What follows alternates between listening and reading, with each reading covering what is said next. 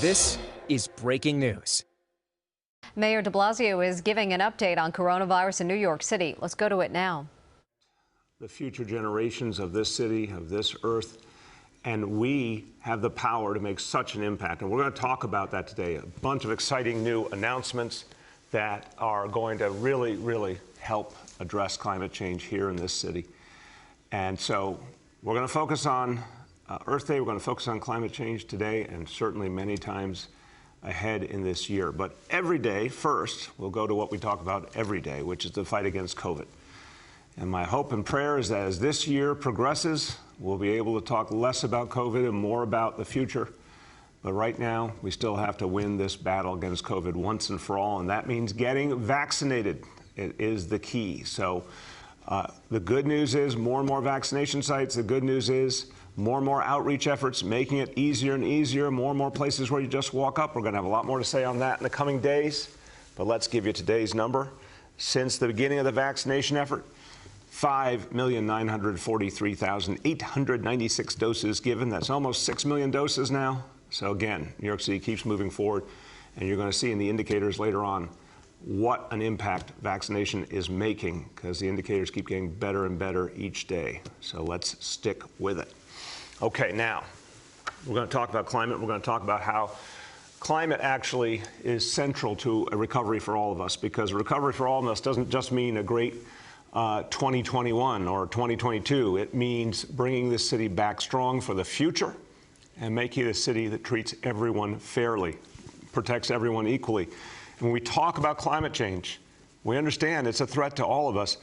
Particularly, the impact is felt in frontline communities. So often that means communities of color, that means immigrant communities, that means lower income communities that bear the brunt here in New York City, in America, around the world, that bear the brunt of climate change. So when we think about fighting inequality, we need to think about the fight against climate change as absolutely linked.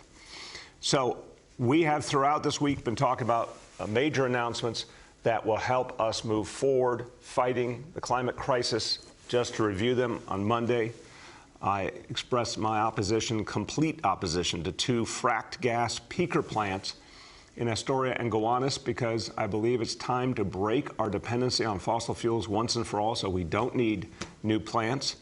And as we've talked about, we're going to be passing legislation to end new fossil fuel connections in the city in 2030. So getting off of fossil fuels is the beginning of everything we have to do. Tuesday, our huge investment, our huge commitment to hydropower, to renewables in all forms, but hydropower is going to be the key to providing electricity to run the city government of New York going forward. We're going to get that done in the next few years. That's going to be a big step for renewable energy in this city. Yesterday, we talked about geothermal energy. Geothermal energy is something that we have not tapped into. It's one of the promising elements of renewable energy, but it hasn't gotten the attention it deserved. There's tremendous opportunity here in this city to do it. We're now going to go boldly into geothermal on top of hydro, on top of wind, on top of solar, because we need to push all the buttons, as it were. We need to move on all these fronts to get off of fossil fuels. Okay, that brings us to today. So again, job one, get away from fossil fuels, and that means challenging the way the fossil fuel industry has honestly brainwashed us for decades and decades. There's been a consistent effort by the fossil fuel industry to tell us everything's okay when it's not okay. There's been a consistent effort by the fossil fuel industry to tell us they're making things safe and green when it just isn't true. So the city of New York will be filing a lawsuit against big oil in state Supreme Court. We're specifically targeting Exxon, Shell, BP, and the American Petroleum Institute, which is the trade group for big oil. And this is clear that the petroleum industry has violated New York City's consumer protection law, because the law guarantees truth in advertising, and what has happened here is effectively false advertising, a clear effort to mislead, a consistent decision to engage in deceptive trade practices. We've all seen it with our own eyes. And it's time to be clear about it and to fight back. And we're going to use the courts as the way to fight back. The petroleum industry created a multi-pronged, consistent greenwashing campaign in New York City to convince us of something that wasn't true and was dangerous. And by presenting themselves as leading the way again in the fight against climate change, while every single day deepening the climate crisis through their actions, that contradiction, that falsehood has to be exposed, and more pressure has to be put on this industry. So, in fact, we have all suffered from the pollution caused by the fossil fuel industry. We've suffered deeply. New Yorkers have suffered in so many ways in terms of their health and well-being, but also the danger it creates to our future. And, in fact, their products do not help us address climate change. They only make it worse. So, we're going to go at them. And the numbers that we're going to present in court are staggering. Exxon, BP, and Shell combined have produced, this is just an unbelievable number. They have produced 108 billion tons of carbon dioxide since 1965. So this is unacceptable. It has to end, and we're going to go to the courts for justice. So my message to Big Oil is New York City will see you in court, and we intend to fight back against what you've done to all New Yorkers. Okay, now, second major announcement. This is so important because as we prepare for the future, we need to get off fossil fuels and we need to turn to all of the approaches that will help us be greener all the time. And that means zero-emission vehicles, crucial to the equation, turning to zero-emission vehicles, and New York City will lead the way. Today, I'm committing to 100% electric school bus fleet for New York City by 2035. Again, I want to emphasize, our school bus fleet takes our precious school children to school. We see them all over town. That school bus fleet will be 100% electric by 2035. Now, we're going to be phasing in, starting immediately, 75 electric buses over the next 2 years, and our new public school bus company, NYC Bus, is taking the lead in this effort on an accelerated timeline. All of their school buses will be electric by 2030, by the end of this decade. So I want to thank everyone at NYC Bus for showing it can be done and helping to move this incredibly important initiative forward. We are doubling down in every way on reducing emissions and reducing pollution from the city fleet. Last year, I signed an executive order that we would have an all-electric city fleet by 2040. We want to keep pushing the spectrum on that, moving faster and faster. And the school buses are going to be crucial. And boy, you know, what reminds us of so many good things more than school buses? So it's so great to know that they will be leading the way to a greener future. School buses are crucial. And I don't know if you guys can hear that, who are watching on TV. I hear some honking outside. I think there's somebody in the lot outside honking their horns a lot. Let's go to our newest morning briefing correspondents out in the City Hall parking lot, Chancellor Misha Ross-Porter, and the new director of the Office of Climate and Sustainability, Ben Furness. Can you hear me, Chancellor? Good morning, everyone. Happy Earth Day. Good morning, Mr. Mayor. You should be very jealous that you're not out here with the sustainability czar and I, Ben. Today, we're so excited to introduce to the world our first electric bus. This is such an important investment in New York City, such an important investment in New York City public schools, and more importantly, so much of an important investment in our families and our communities. Today, this bus will become a part of what over the next 20 years will be 100% of our fleet going fully electric. And Ben and I know what it means to go electric. What an exciting morning. I want to thank so many people. I want to thank our CEO of Nice Bus, Matt Berlin, Council Member Drum, Speaker Traeger, Chair Johnson, Speaker Johnson, Chair Traeger. I'm so excited about this bus. I don't know who to thank, but we're so excited to be out here. It's a great day for New York City, and I'm going to pass it over to our sustainability czar. Ben, it's electric. It's electric, it's Chancellor. Electric. Thank you. Thank you so much, Chancellor. You know, we are in a sprint We can't afford to waste any time in the fight against climate change, and that is why this bus is going to be heading out on the streets and carry children next week, and that is why over the next 2 years, we're going to be bringing 75 more electric buses to the streets of our city. You know, electric buses mean clean air for our kids, it means clean air for the neighborhoods where they drive, and it's all part of our vision to electrify the city fleet and move beyond fossil fuels. I want to thank the Chancellor and the entire staff at DOE and Nice Bus for all the incredible partnerships so far, and I want to thank Speaker Johnson and Councilmember Drum and the whole City Council and all the activists and parents and community organizations that have felt so passionately about this. You know, the Mayor's Office of Climate and Sustainability is so excited to roll up our sleeves and get to work to make the vision of an all-electric bus fleet a reality. Back to you, Mr. Mayor. Thank you so much. Happy Earth Day. Thank you. Happy Earth Day. Happy Earth Day. Ben, happy Earth Day. Chancellor, very excited out there in the parking lot. And also, I believe there was a cultural reference to the famous dance, the electric slide, there in her invoking It's Electric. So check your cultural references, everyone. But the Chancellor and our Director, Ben, really are emphasizing that this is part of how we make real change right now.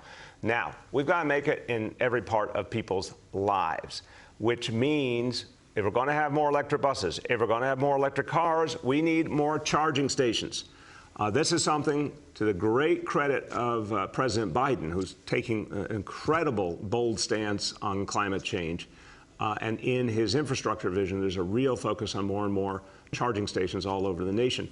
Well, we're going to get to work on that right here and now. And we're working with the City Council to expand the existing law, because right now in New York City, it's hard to find an electric charging station. It should be part of every place that people go. And so we're going to work on a new law with the council to require that all new parking lots and garages have electric vehicle charging, that every spot has to be ready to have electric charging installed as we build out, and that new spots have to come with electric chargers. Many of them at least have to have electric chargers already installed from the very, very beginning. This is how we move forward. I want to give a special shout out and thank you to Councilmember Justin Brannan, who has sponsored this legislation, is going to help us move forward. He is a true environmentalist who's focused on these issues. This is the real work we have to do to change people's lives for the better, to make it easy to find an electric charging station. So this is how we build a green infrastructure. This is how the Green New Deal here in New York City actually comes to pass, and we all get to experience it.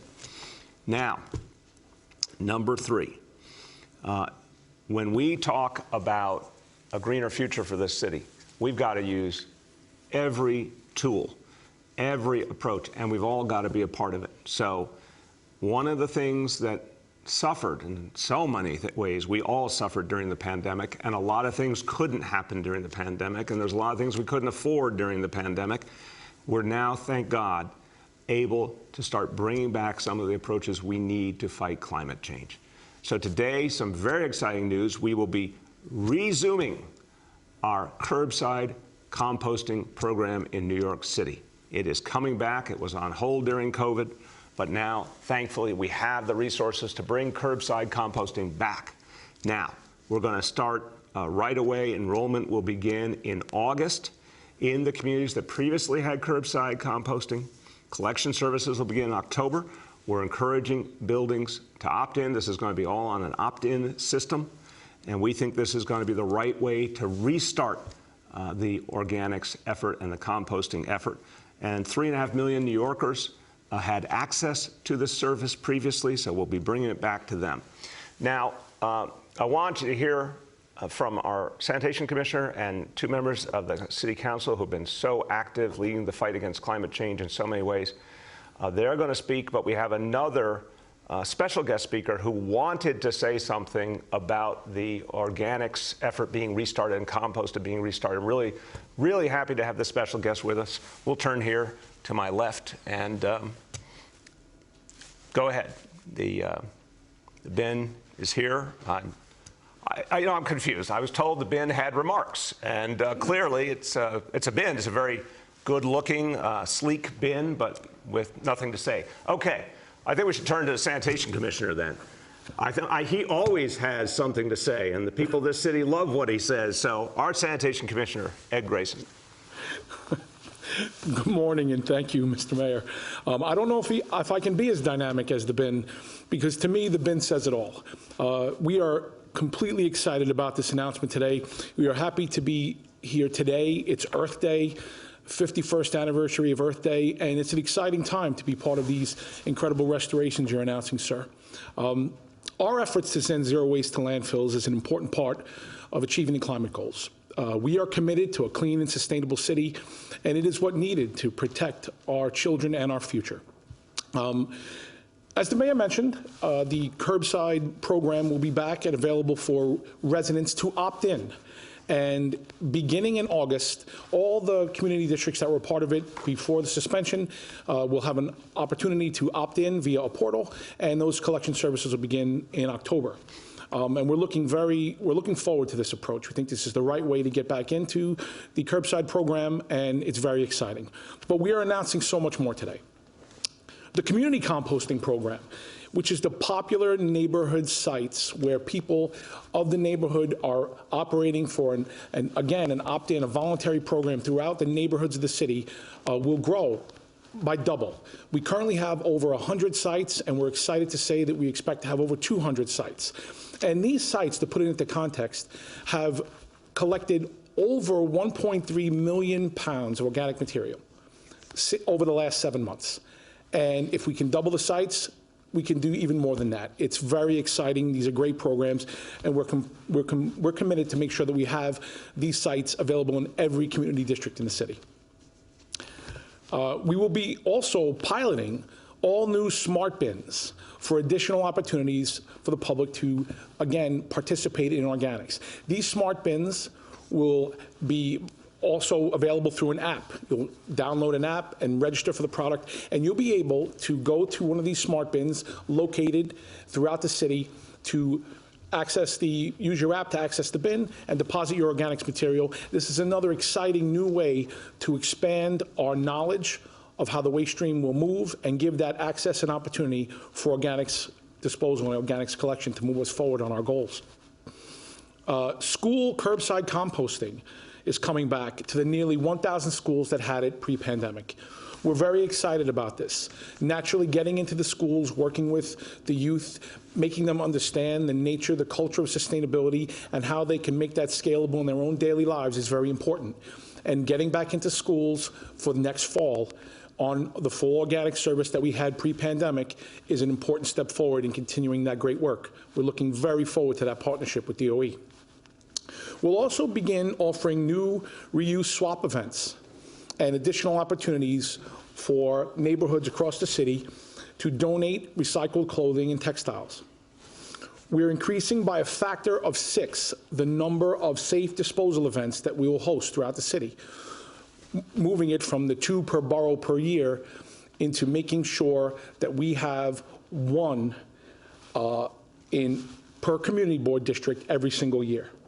And our special waste drop-off sites that have been closed since the pandemic will resume this July, starting to take material every week as we had pre-pandemic. Having this opportunity for the residents of this city to bring and properly dispose of these household hazardous materials is so critical to keeping our workforce safe, but also doing right by the environment. Another excellent step forward that I'm so happy is happening. All of this is all set on keeping as much waste out of the landfill as possible and taking the critical steps forward over the rest of 2021 and onward into getting back to our goals of zero waste, achieving zero waste, and setting the pathway forward, building a future that everyone can get behind. We're not only in the waste business, we are in the sustainability business. We are in providing an example and an opportunity for all the communities and all the residents of New York City to make good choices, to make the right choices, to make the choices for our future. And these announcements today, these service restorations today, and this expansion of some of our community programs today is very exciting and completely the breath of fresh air we need as we all recover. Thank you, sir. Thank you so much, Commissioner. Hey, Commissioner, I loved what you said. It's true. Department of Sanitation is in the sustainability business and has been a leader in this nation in terms of innovative approaches. thank you for the extraordinary work you've done over years and years at the Sanitation Department, but as always, thank you to the men and women of your department who do so much to make this city work every day and to make it greener every day. And this is going to be a big step forward. Now, I want you to hear from two members of the City Council who have been absolute leaders in the fight against climate change and have helped move really important progress in this city. First of all, obviously, on the topic of electrifying school buses and having an electric school bus fleet as a leading edge of getting off of fossil fuels and getting away from emissions. Really exciting, and who will understand the power of that more than a former New York City public school teacher who has done such extraordinary work in the field of education, was the Education Committee chair in the council, now the finance chair. My great pleasure to introduce Councilmember Danny Drum. Good morning, and thank you, Mr. Mayor, and happy Earth Day to you. In recent years, New York City has been making notable strides towards tackling the climate crisis. And this announcement today represents a significant leap, especially in one area, the greening of our vehicles. There are undoubtedly global benefits to converting the country's biggest school bus fleet, but I would like to focus on the more immediate impact. Environmental justice communities, such as the one that I represent, had to deal with a host of economic and health disparities. Dirty buses and the noxious fumes they spew most impact the individuals who spend the longest time on them: drivers and special education and homeless students. In fact, parents concerned about their children's health, the ones who first brought my attention to the need to electrify our school buses. And as you said, as a former teacher who experienced, albeit briefly, trouble breathing inside and around school buses, I had to agree. And as I talked to more and more people, I realized that the impact extended even further. Residents near schools and bus stops have long suffered from the air and noise pollution of our now antiquated fleet. The council and leading advocates have been fighting for cleaner, greener school buses for years. And so I want to acknowledge you listening to us, Mayor de Blasio, and working to put this motion before your term ends. We are most grateful. Thanks to the path, or should I say, the bus route you are putting the city on today, countless parents, teachers, drivers, students, and communities can begin to breathe a lot easier. The full rollout of electric buses is a large effort that will take time, but today's news means the wheels are in motion and we cannot turn back. If New York City can do this, every municipality in the country can do this, and it should. Thank you again, Mr. Mayor, and this is a great program.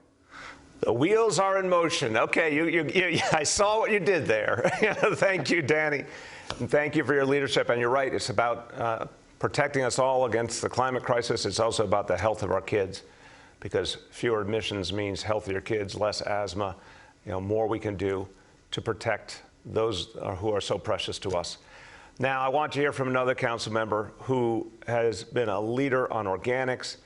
He's someone who really understood what we had to do to keep building up composting in this city. And I know he is like I am. We are personally obsessive composters and want to see this program come back strong in New York City. And he is sponsoring the legislation to help us expand the sites all over the city. My pleasure to introduce Councilmember Keith Powers. Thank you, Mr. Mayor, and yes, happy Earth Day. I do love composting, and it is something I've taken up even more during the pandemic as I've been home cooking and being at home working. But I wanted to say thank you to the mayor and the Department of Sanitation for their effort here to bring back the composting program in New York City.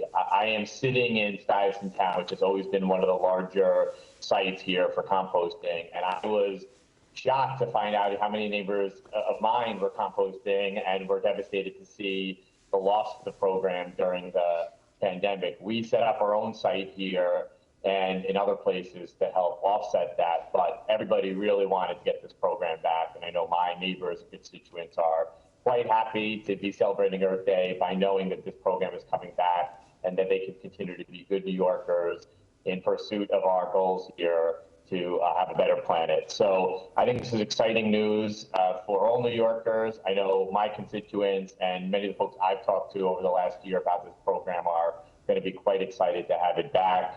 And I look forward to getting back downstairs and using that bin to put my organics back in it and to make sure that I'm being a good New Yorker here in our environmental goals. So thank you, Mr. Mayor. Happy Earth Day, and thank you for bringing this really important program back. Thank you, Keith, and happy Earth Day to you and all the residents of Stuytown and Peter Cooper Village. I know it's an incredibly civic-minded community that you're a part of, and I love the fact that people have kept going no matter what, and now everyone will be able to be a part of this whole citywide initiative again. So thank you for your leadership in making it happen. With that, we turn to some more good news because, again, I'll always preface by saying we got a long way to go, we got a lot of work to do, but the indicators continue to be really, really promising. So let's go over them. Number one, daily number of people admitted to New York City hospitals for suspected COVID-19. Today's report, 167 patients. Confirmed positivity down to 44.57%, and hospitalization rate 2.59 per 100,000. So we want to keep driving that down below 2, but real progress in recent days for sure. Now, number two, new reported cases on a 7-day average. Today's report, 1,964 cases. Look at that graph. That is really good to see. This is very promising. And number three, percentage of people testing positive citywide for COVID-19. Today's report on a 7-day rolling average, the lowest we've seen in a long, long time, 4.54%. Why? Because of vaccination. Because of vaccination, because we're almost at 6 million vaccinations given in the city of New York. It is working. You can see the cause and effect really clearly here. And what am I going to tell you next? Go get vaccinated. If you haven't yet, it's the perfect time to do it because you can help us drive back COVID and push it out of this city and get our life back to a better place. So vaccination's working, indicators moving in the right direction. Very, very promising news we're seeing. Okay, a few words in Spanish. I'm going to go back to the day we are celebrating today, Earth Day, with my green tie. Very, very fashion appropriate today. Okay. Hoy es la Día de la Tierra. Y no solo estamos celebrando el planeta, estamos tomando acción para protegerlo. Vamos a invertir en autobuses electrónicos para nuestras escuelas, luchar contra la industria del petróleo y mucho más. Ya sabemos que el cambio climático afecta más a las comunidades de color y de primera línea. Las inversiones que hacemos hoy ayudan a romper este ciclo para crear un futuro más limpio para todos. With that, let's turn to our colleagues in the media. Please let me know the name and outlet of each journalist. We'll now begin our Q&A. As a reminder, we're joined today by Chancellor Porter, by Commissioner Grayson, by Corporation Counsel Jim Johnson, by the Director of the Mayor's Office of Climate and Sustainability, Ben Furness, by Dr. Choksi, and by Senior Advisor Dr. Jay Varma. First question today goes to Katie from the Wall Street Journal. Hello? Hello, Hey. Can you hear me? Yeah, Katie, how you doing today? I'm doing great. Thank you. The still of you talking to a garbage can, that will be a gift that keeps on giving. It's going to bring lots of laughs. So thank you for that. I'm glad you And see after- deeper symbolism in it. No, we just put it up to Twitter. We'll see what happens. Okay. My first question is a little bit unrelated. It's actually for the Chancellor. I don't know if she could answer remotely while she's on remote work out there on the bus, but it's about, I know you had Yeah, spoken Katie, about- just to let you, I'm sorry to interrupt, the Chancellor is not on remote at this moment? She is. She is. Okay, go ahead, Katie. Great. So I know you've been pushing summer youth employment, but my question is specifically geared to students within District 75 who have varying challenges, and they have usual special accommodations at CBOs and other places for support. So is there any guidance on, I know a lot of the students, because of COVID, they've lost their seats to do this work learning, and especially for summer employment. So is there any update or guidance regarding District 75 community-based work programs, which have been halted because of COVID?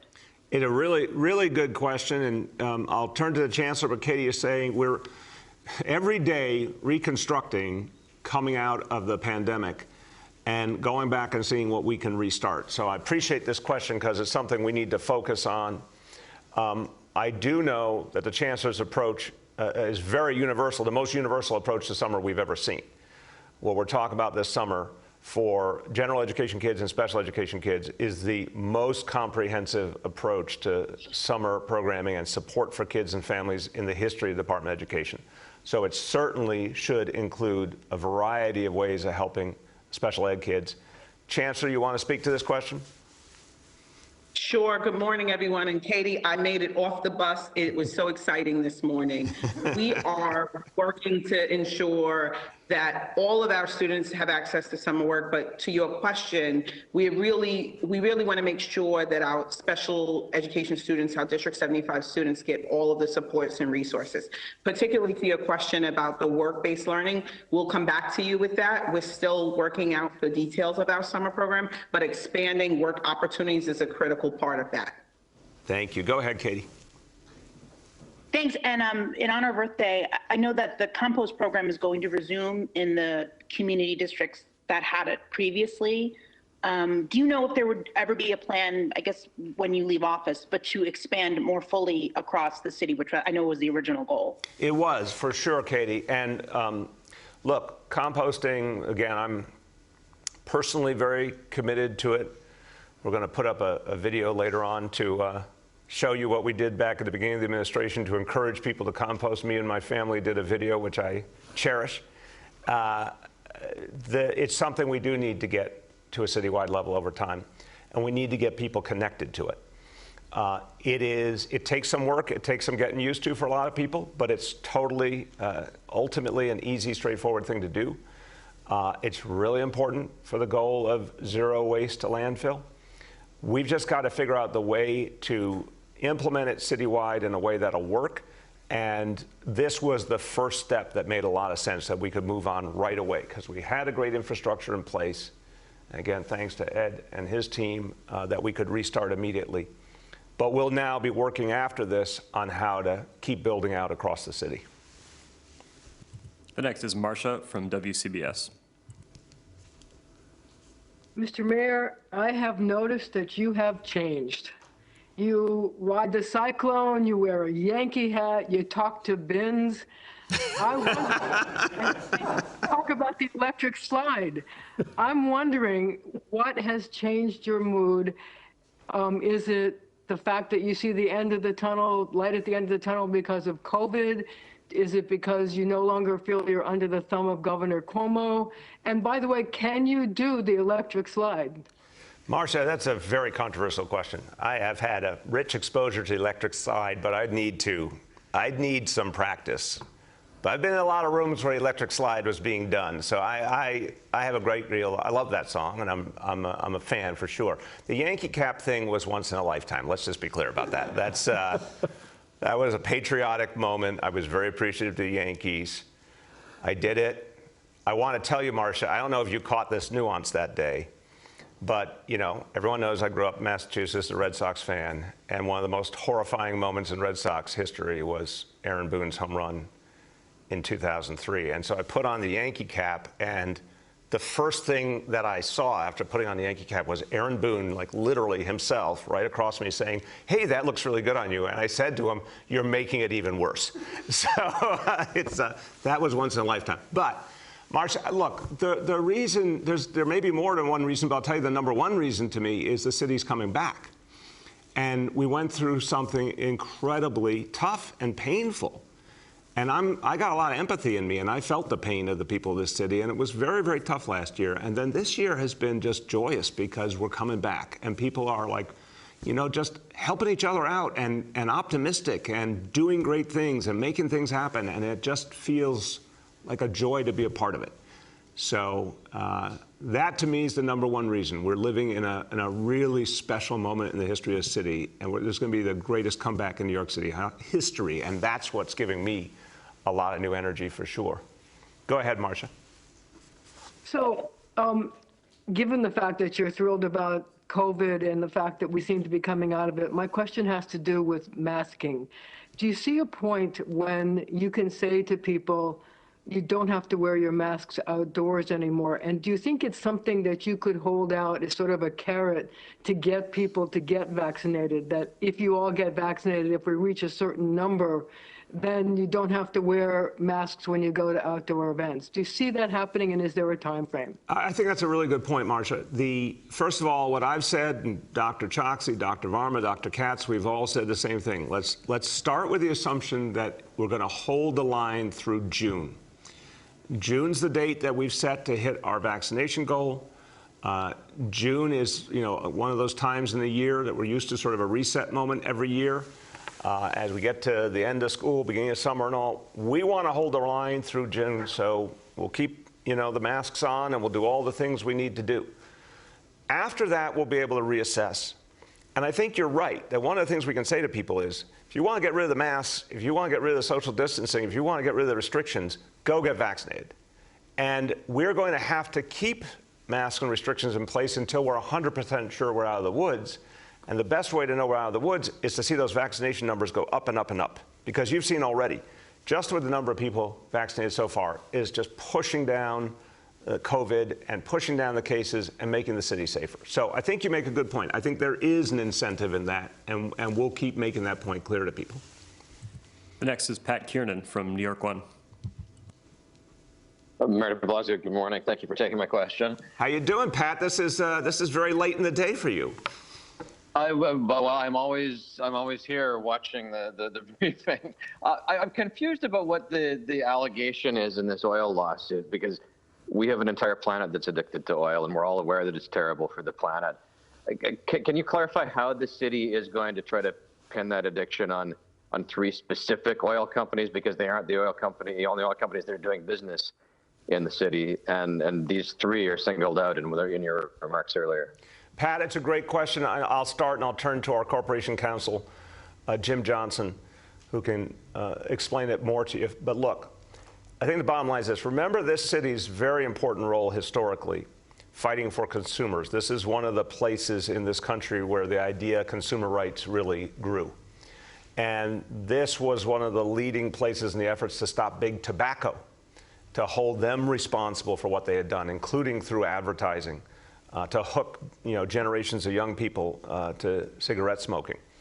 And there was a lot of success in court with efforts to say that the advertising, the conscious effort to mislead, had horrible human impact. We've obviously seen that in another way with opioids. And again, you've seen very successful court actions against the opioid manufacturers who, again, told people it was okay when it wasn't okay.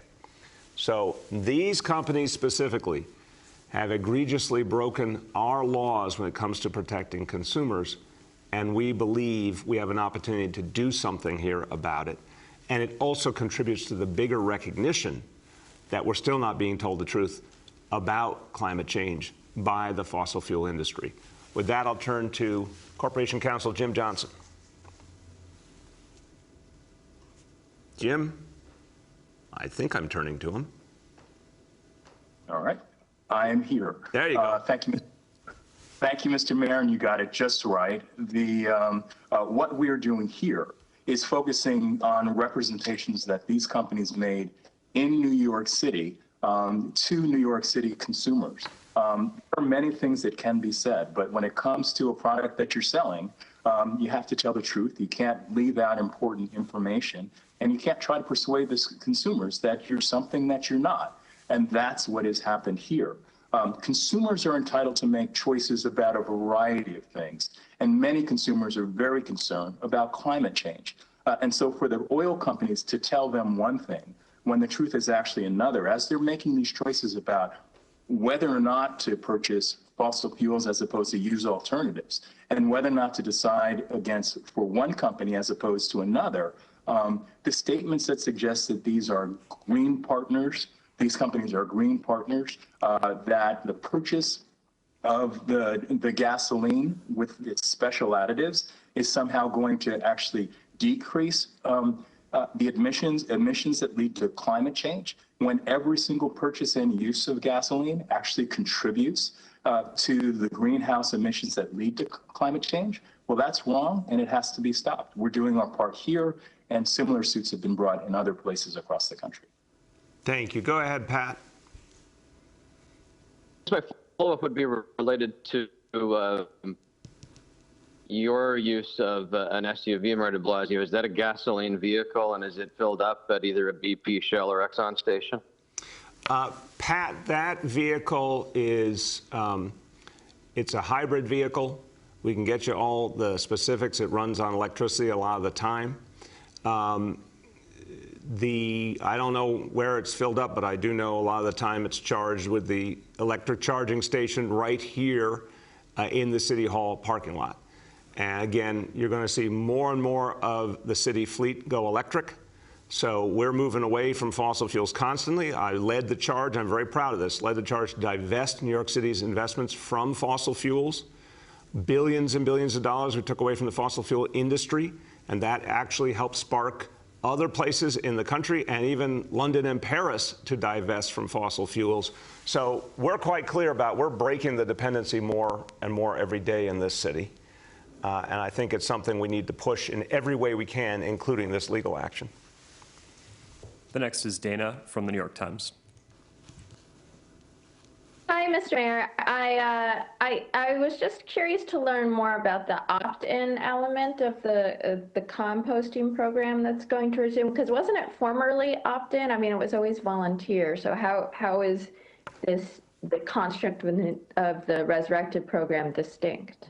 Dana, I thought you were going to start by saying, I'm curious to know what the bin thinks about this. And, you know, I thought we were going to give the bin another chance. But the notion here, and I'll let Commissioner Grayson talk to you about how it's going to work, is to say we're going to cover the same areas again, but households, buildings opt in specifically so we get a sense of how much demand there is. We want to really get this right, and we know some people are ready to participate right now. You know, I'm going to be back at my home in Brooklyn starting on January 1st. I'm looking forward to participating in organics directly, but other people are not into it or not ready for it, or, you know, don't have the space right now, or whatever it may be. So we want to pinpoint, literally building by building, who's in, who's out, so we can structure this properly. Commissioner. Thank you, sir. And yes, that's exactly the entire purpose of an opt-in approach. While yes, before the program was in those community boards and it was voluntary, so to speak, the idea now is to get back out there with you would register for the program, and we would do pinpoint routing, so that makes it much more precise, keeps our truck travel down, lets us go out and service all of the people who want to be involved while we continue to solicit better behavior. Number one, on the watch my neighbor do the right thing, and I have the opportunity to also join in, you know, when it fits my household. Give us time to build on the messaging. Give us time to get some real metrics that can help us make a more scalable product for when we're ready to go back to a really robust program again, which is the future of where this waste stream has to go for climate change and for our zero waste goals. But that's the difference. The difference is we are looking to solicit you know, constituent base who would register for the program, ask for service. We would service those stops and build on that as more and more people registered for the program. Thank you very much, Ed. Go ahead, Dana. Thanks. And then just to follow up, since it seems like you are targeting a sort of smaller base, do you have any projections on like how many tons of organics you'll be collecting versus how many the city collected in the former, under the former model? I'll turn to the Commissioner on the initial projections, but Dana, I think this is going to be something that grows quickly. I really do. You know, last year so much was disrupted, and people were just trying to make sense of so many challenges, plus the budget crisis we were going through, et cetera. Now we're in such a better situation. We start this up on a very, very large level again. I think a lot of people participate instantly. I think the more we educate people, the more and more people will come into it. And then keep building towards citywide and make this something that will be truly citywide and consistent and part of our future. Takes some time, but I think it's going to add up to a lot over time. Ed, why don't you talk about what your initial projections are? In the last full year of our Curbside program pre-pandemic, that program yielded over 50,000 tons of organic waste diversion from landfills. And as you said in your question, your first question, it was a voluntary program. We are very optimistic that as it grows and becomes scalable, that we can see that kind of diversion again, and even more so. The key for us is to continue building the community networks, giving the local access. So in conjunction with this tailored opt-in program for curbside service, the expanded community composting sites that will also be offered, and the expanded opportunities to recycle will see basically a huge impact on what we're diverting. To say cursory numbers, we're expecting to get eventually all of the people who wanted to be part of the program back. So that initial baseline number of where we were is what we think is an achievable goal, but it will take time to build as more and more people avail themselves to the program, understand how it's going to work, and that's why our key cornerstone on lead up to it is going to be messaging to get the word out to encourage people to opt in where we formerly were. Thank you very much. The next is Steve Burns from WCBS 880. Morning, Mr. Mayor. I'm guessing the Yankees hat you referenced is in the bin next to you, but feel free to give me a no comment. Is it organics? I don't think so, Commissioner. The Yankee cap would not go into the bin. No. And I would never do that to a Yankee cap, Steve. I have a different affiliation, but I still respect the Yankees organization, even though they're going through a very, very difficult time, and I want to express the pain that I'm feeling as the Yankees go through this very difficult moment. Just our hearts are with you. I'm sorry, Steve, that was a digression. What was your question? No, that's very admirable of you, sir. I wanted to go back to this lawsuit and kind of follow up on some of the line of questioning that Pat was getting at. I mean, New York is still very much addicted to the products that big oil is selling. Car traffic is back to pre-pandemic levels or even exceeding it. New York remains, in general, very friendly to cars, given millions of free parking spaces, placards, and all kinds of policies that allow general friendliness to car driving. So I think the question a lot of advocates are going to have when they see this lawsuit, it's not enough to just simply encourage bikes and buses and other modes. There has to be some amount of discouragement of car use. It's kind of a policy question as well if we want to get away from big oil. What can the city do to actively discourage car use here, given that's the message you want to send? So really good and big question, Steve. I'm going to frame it a little bit differently, though. I think we're in a transitional time. First of all, huge point, electric vehicles versus non-electric vehicles. As we get more and more renewable energy, as more and more vehicles become electric, and you see this happening. I mean, President Biden has put very, very positive, ambitious goals out for reducing emissions and focusing on electric vehicles, renewable energy, and all that. We got to remember that that's a different ballgame now. So if people are going to be using vehicles, whether it's school bus, a city bus, their own personal vehicle, all taxis, if more and more they're electric and based on renewable energy, that's a different reality and one we certainly will leave space for. But I think with that as something to keep in mind, we would say, first of all, the best way to get people out of their cars or even convince them they don't need a car, like me, I'm not going to have a car when I leave office, is just keep doubling down on mass transit, more busways, select bus service, ferry service, you name it, city bike, all these things that get people an alternative so they don't even need cars to begin with. Zipcar, we've been creating spaces for Zipcar and companies like them to car sharing. I do think creating the positive alternatives so people don't need a vehicle. And then recognizing that vis-a-vis parking, we have asked for people to pay appropriately for parking more and more, and also we're using a lot of those spaces for other very important things, outdoor dining, for example, more and more city bike stations. I think we're creating a lot of that balance. I don't think it's, one thing and sort of check the box. I think it's a lot of different strategies that all come together to reduce car use.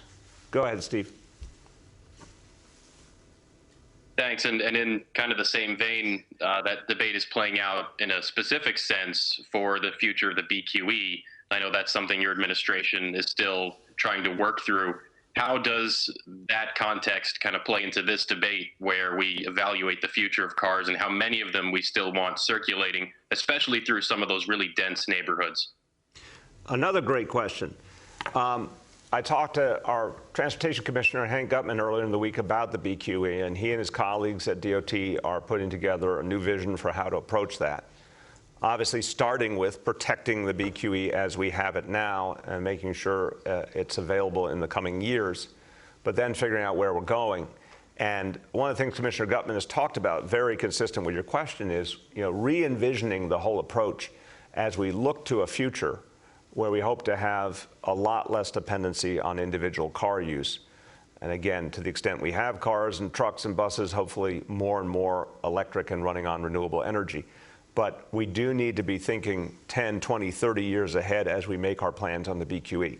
We're going to have more to say on that in the next couple of months, both how we protect it in the short term, but also a very different vision for its future and what it's going to mean for us.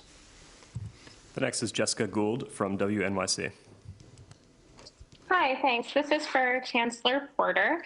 I know that the decision to have the standardized state tests came from the federal government, but we're hearing about repeat passages from previous tests in the ELA test this year, as well as some schools that only have like a handful of kids coming in. I've heard of some schools where nobody has opted in. So I was just wondering how that impacts to what extent the test will be used for admissions or anything else in the coming year. Do you have an answer about how the test will be used this year? Chancellor, could you hear that? Yep, I heard it. So the state is looking into they are responsible for the creation of the test, and we're responsible for the administration of the test, which we've done. As far as admissions for next year, this has been a very different year as it was last year, and we believe that the test cannot be a single measure for admissions, and obviously this year it can't be as well. And so we're looking at multiple measures to make admissions decisions, and more information to come on that. Thank you very much. Go ahead, Jessica. Okay, great, thanks. And this is from my colleague, Jake. He says, today the city settled a lawsuit with a Black woman who was shackled to the hospital bed while in labor 3 years ago. She received $750,000 from the city, but attorneys for the woman said the NYPD's patrol guide is still vague on this practice, and they worry the same thing could happen again. Should the patrol guide be updated to ensure that pregnant women cannot be shackled during labor, and should the officers involved face discipline? Jessica, I need to look. It's a great question, and I appreciate it. And obviously, I think that was inhumane, and we don't want to see that ever happen again. I will check on whether the patrol guide either was at the time or since has been amended to make clear that's unacceptable. I think in terms of any discipline issues, I got to get briefed on what happened, but also what the patrol guide said to do, because if an officer's following the patrol guide and the patrol guide is wrong, it's not the officer's fault, it's the larger decisions that were made. So we will get back to you shortly. I think it's a really important example of something that needs to change, and if it has not been changed already, we will change it for sure. We've got time for two more for today. The next is Yoav from the city. Yoav? Yeah, can you hear me? Yeah, how you doing? Good. In the context of the George Floyd killing and the important role that the video played in revealing what happened, I wanted to ask you about similar videos here of police encounters that result in civilian death. There's been a number of instances where you've declined to watch those videos personally, even though it's the most objective piece of evidence of what happened. And additionally, I'm thinking of two cases, the killing of George Zapantis and Kowalski Trarik, they also revealed that the police department was at minimum misleading about the circumstances that led to that person's death. I'm wondering specifically, have you seen those two videos? But more generally, when a civilian dies in a police encounter here, why don't you, as a matter of course, if there's video, why don't you review it?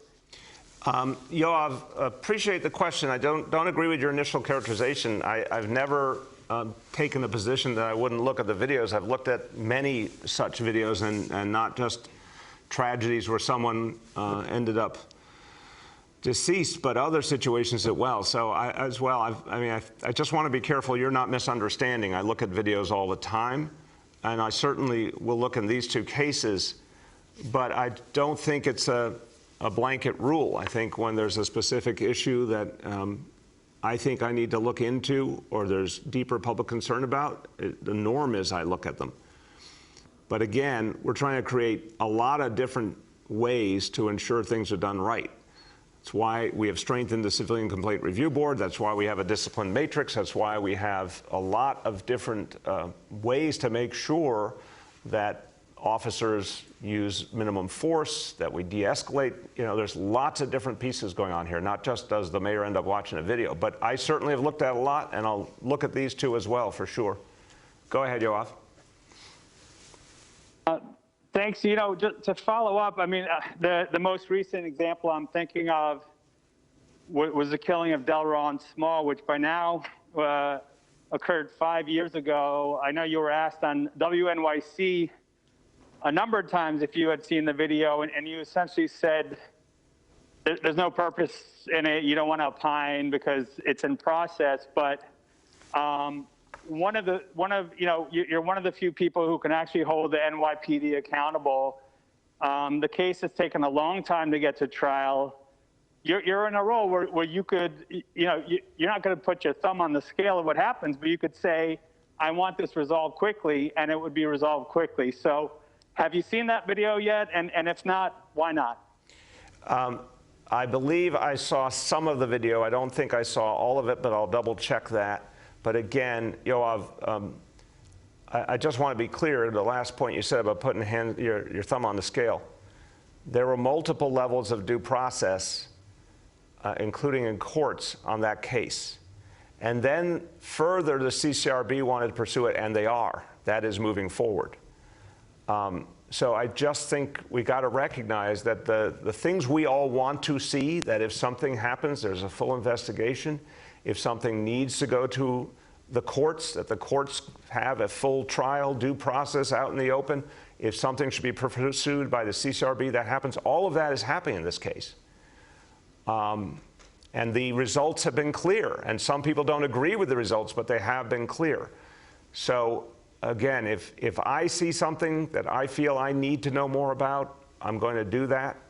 But when I see a system functioning where all the kind of due process, all the kind of investigation, all the kind of follow-up is happening, I think that's what we've been all trying to achieve here.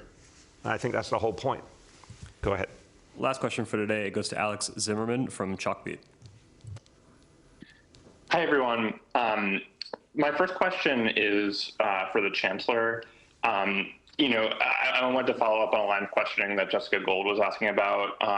Obviously we've seen these reports that many of the questions on the state tests are being recycled and that students have seen them before.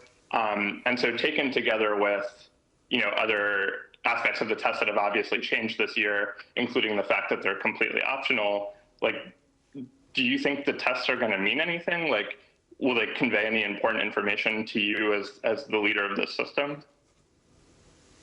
I'll start and turn to the Chancellor and just say I think it's an extremely aberrant situation this year. I think you're right to point that out, Alex. We've never had a situation like this. It's obviously because of the pandemic. I think we're going to see it as different than anything we've dealt with before and make judgments accordingly. Go ahead, Chancellor. No, I agree with the mayor. We are in a very, very different time in this moment. And so the tests will give us information that we will use to inform how we support students. Families made decisions about taking the test because they wanted that information. And so we look forward to supporting them and using the information, again, as we make decisions about how to support student learning. Thank you. Go ahead, Alex. Yeah, and my second question is just about sort of looking ahead to the fall. Obviously, a super majority of parents are still learning remotely, and there are lots of big questions about what remote learning could look like next year and how many families will choose that if it's offered.